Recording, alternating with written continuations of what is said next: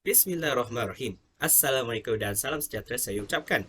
Kami dari kumpulan PS3T2 ingin membentangkan berkenaan KPPB iaitu Kapasiti Pedagogi Pembelajaran Bermakna bagi subjek PSVK T073 dan PSVK T093. Saya Muhammad Izali bersama dengan rakan saya Muhammad Nur Azim dan Muhammad Afiq Irsyad merupakan wakil pelajar option pendidikan seni visual dari PISMP ambilan Jun 2020 semester 3 tahun 2. Kami merupakan pelajar di bawah bimbingan 6 pensyarah iaitu Puan Nur Azizah, Dr. Muhammad Ishaq, Puan Sabayatun, Dr. Adiana, Puan Azina dan Cik Zahra daripada Jabatan Pendidikan Seni Visual IPG Kampus Lemuhas, Kuala Lumpur. Baiklah hadirin sekalian, kita mulakan dengan kewujudan The Big Idea atau TBI terhadap pelaksanaan KPB PSV iaitu bersatu teguh. Sebagai makluman, subjek PSVK 073 merupakan kursus menggambar dan membuat corak dan rekaan, manakala subjek PSVK 093 merujuk kepada membentuk dan membuat binaan dan mengenal kraf tradisional. Kedua-dua subjek tersebut berfokuskan kepada keempat-empat bidang PSV yang dinyatakan dalam nama kursus tersebut. Oleh itu, topik TBI yang dipilih amat sesuai untuk menginterdisiplinkan antara kedua-dua subjek tersebut. Seterusnya, KPPB PSVK 073 dan PSVK 093 dapat dilaksanakan dengan jayanya melalui kehendak tugasan kerja khusus yang disediakan pada awal semester. Terdapat dua tugasan yang berfokuskan KPPB iaitu tugasan satu yang berlabel biru adalah untuk menyediakan satu e-portfolio pengumpulan maklumat melalui penerokan idea, media, teknik dan proses penghasilan. Manakala tugasan 2 yang berlabel kuning berfokuskan dalam menghasilkan sebuah karya bentuk 2 dimensi atau 3 dimensi atau gabungan kedua-dua dimensi tersebut bertemakan kesatuan yang menggabungkan keempat-empat bidang PSV tersebut. Segala kriteria tugasan tersebut telah dinyatakan dengan jelas dalam kertas soalan tugasan tersebut. Seterusnya, fokus hasil pembelajaran kursus atau HPK merupakan faktor pelaksanaan KPPB bagi subjek PSVK T073 dan PSVK T093.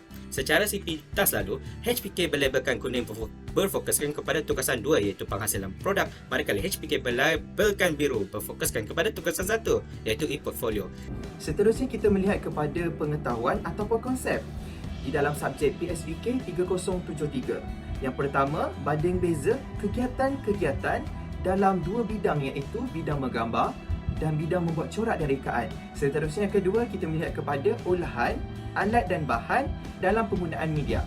Seterusnya kita melihat kepada proses apresiasi karya ini adalah amat penting bagi memastikan pelajar dapat menambah baik dan juga memberikan penelitian kepada penghasilan karya pada masa akan datang. Seterusnya kita melihat kepada pengetahuan ataupun konsep dalam subjek PSVK 3093. Okey, kita melihat pengetahuan yang pertama.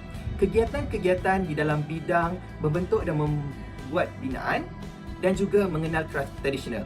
Seterusnya adalah bagaimanakah penerokaan alat dan bahan semasa menerapkan kegiatan di dalam menghasilkan karya. Seterusnya adalah mengekalkan nilai estetika.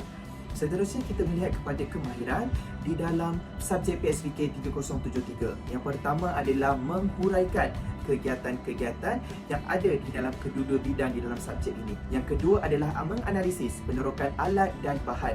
Yang ketiga adalah membanding beza teknik dan juga proses. Yang keempat, mengenal pasti kemungkinan. Yang kelima dan yang terakhir adalah menghubung kaitkan tentang banding beza, bagaimanakah setiap satu memberi kesan kepada setiap nilai di dalam kegiatan tersebut.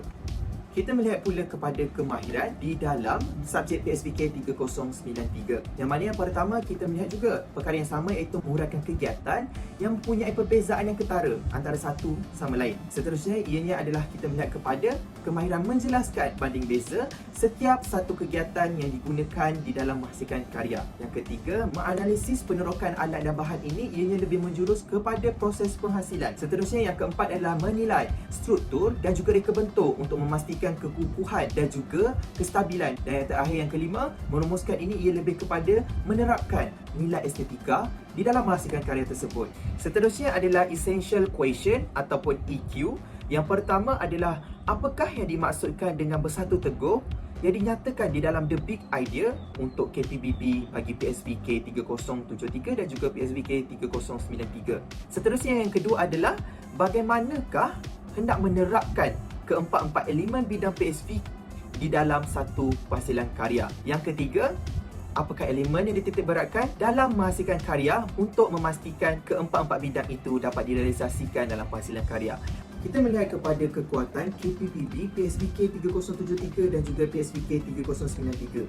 Sebagaimana kita tahu, KPPB ini tidak disangka lagi dapat menjimatkan masa dalam menyelesaikan tugasan. Yang kedua, membantu menjana pemikiran secara hebat dalam menyelesaikan masalah yang lebih kritis berdasarkan gabungan tugas KPPB itu. Baiklah, kita lihat pula kepada cabaran dalam menyelesaikan tugasan KPPB ini. Yang pertama adalah memerlukan kajian tindakan terhadap tugasan yang lebih kritis agar setiap tugasan yang diberikan itu dapat diselesaikan dengan baik. Yang kedua, perlu bijak dalam memilih setiap kegiatan dalam menghasilkan karya dengan dua subjek yang berbeza. Sebagaimana kita tahu, PSBK 3073 dan PSBK 3093 bukan subjek yang sama. Maka intisari ataupun setiap kegiatan di dalam kedua-dua subjek ini tentulah berbeza. Cadangan penambahbaikan di dalam KPPB subjek PSBK 3073 dan juga PSBK 3093. Yang pertama adalah penyesuaian the big idea yang lebih spesifik supaya pelajar dapat menyingkatkan lebih masa untuk memastikan penyelesaian karya dapat dijalankan dengan lebih awal dan siap dengan sempurna. Yang kedua adalah pensyarah perlu menetapkan timeline ataupun garis masa untuk setiap proses-proses yang diberikan untuk menghasilkan karya supaya pelajar dapat peka terhadap menghasilkan karya tersebut berlandaskan dengan panduan untuk menghasilkan karya dengan lebih strategik dan juga teliti. Seterusnya, kita lihat pula apakah ciri-ciri kompetensi 6C dalam konteks ini. Untuk C yang pertama, iaitu karakter ataupun sahsia. Aspek pengurusan masa dan tanggungjawab diri sangat ditekankan pada setiap pelaksanaan tugasan agar dapat melahirkan siswa guru yang berkualiti. Untuk C yang kedua pula ialah citizenship atau kewarganegaraan. Penggunaan digital perlu dimanfaatkan sebaik mungkin dan juga mestilah berkemahiran dalam menyelesaikan isu dan masalah yang berlaku. Seterusnya, collaboration atau kolaboratif adalah C yang ketiga yang berfokus kepada hubungan interpersonal yang terbentuk atas sokongan dan perbincangan idea daripada pelbagai pihak untuk mencapai kata sepakat. Untuk C yang keempat pula ialah communication atau komunikasi. Pewujudan slot seperti ujian amali yang telah diadakan telah menunjukkan kebolehan dalam menjelaskan aspek apresiasi dan hujah yang relevan melalui penghasilan karya masing-masing. Selain itu, sumber ilham atau idea yang kreatif digabungkan bertujuan untuk menjadikan sebuah karya yang berkualiti merupakan bukti C kelima iaitu creativity.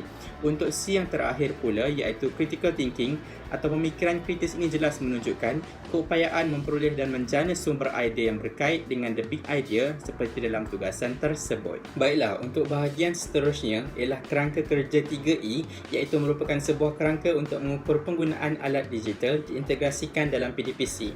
E yang pertama ialah engagement yang bermaksud keterlibatan dalam pembelajaran. Setiap alat teknologi perlulah dimanfaatkan berkaitan idea dalam portfolio maupun penghasilan karya. Sebagai contoh, perisian-perisian seperti Canva, Adobe Photoshop, Procreate dan Microsoft PowerPoint ini banyak membantu dalam membuat syutingan berbentuk digital.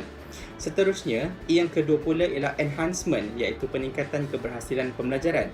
Pencarian pelbagai maklumat dan pengetahuan yang meluas juga wujud melalui aktiviti-aktiviti di luar waktu kuliah dalam penghasilan karya 2 dimensi maupun 3 dimensi.